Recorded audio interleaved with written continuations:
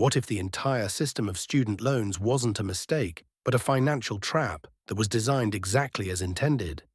A trap that has ensnared 45 million Americans, not to educate them, but to keep them in a cycle of debt they can never escape.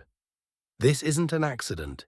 It's a multi-trillion-dollar industry built on the promise of the American dream, and it's systematically destroying it.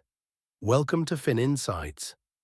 If you have student loans, or know someone who does, what you're about to learn will change how you see the entire system. Let's start with the original promise. We've all heard it since we were kids. Go to college, get a degree, and you'll get a good job. It was a simple equation. Education equals success. So we signed on the dotted line. We took out loans without a second thought because we were told it was an investment. The best investment you could make in yourself. But that was the first lie.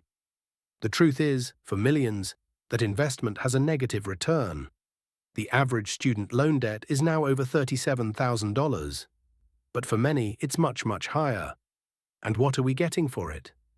We have a generation delivering food with master's degrees. We have PhDs working in retail. The link between a degree and a high-paying job has been severed.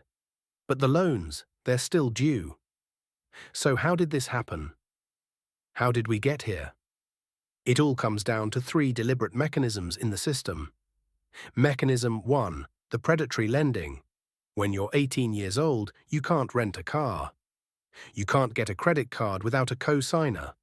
But you can sign up for $100,000 in non-dischargeable debt with zero financial education. The system is designed to target young, impressionable people who have no concept of compound interest or 20-year repayment plans. They're sold a dream, and they're handed a financial life sentence. Mechanism 2, the runaway tuition. Why does college cost so much? It's simple economics. When you guarantee a nearly endless supply of money through federal student loans, universities have no incentive to control costs. They just keep raising tuition. They build fancy new student centers and stadiums and hire more administrators. And who pays for it? You do. With money you borrowed from the government.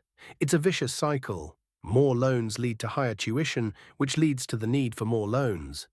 The system is feeding itself, and students are the fuel. Mechanism 3, the broken forgiveness promise. This is the most cruel part of the trap.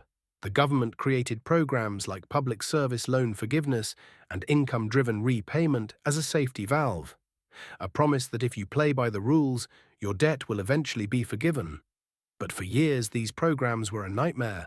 The rules were confusing, the paperwork was a trap, and 99% of applicants were rejected on technicalities.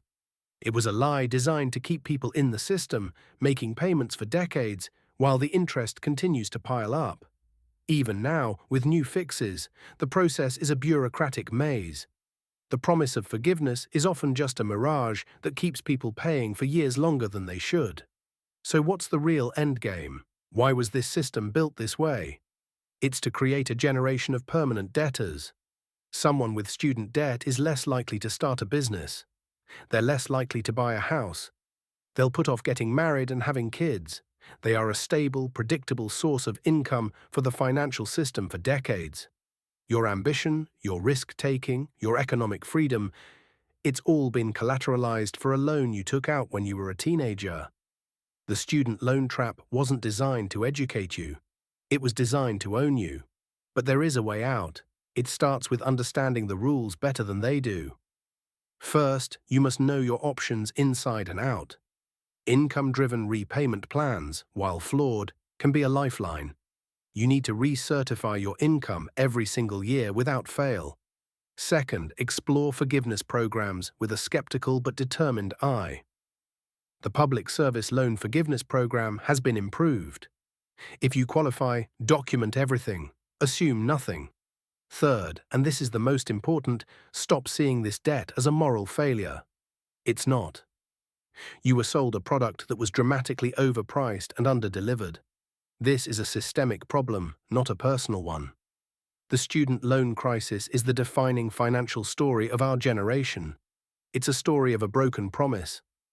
But it doesn't have to be the end of your story. Understanding the trap is the first step to escaping it. If this video resonated with you, if you feel the weight of this system, then do me a favor. Hit that like button and subscribe to FinInsights. We break down the complex systems that control our lives so you can take back control. Thanks for watching. Stay strong.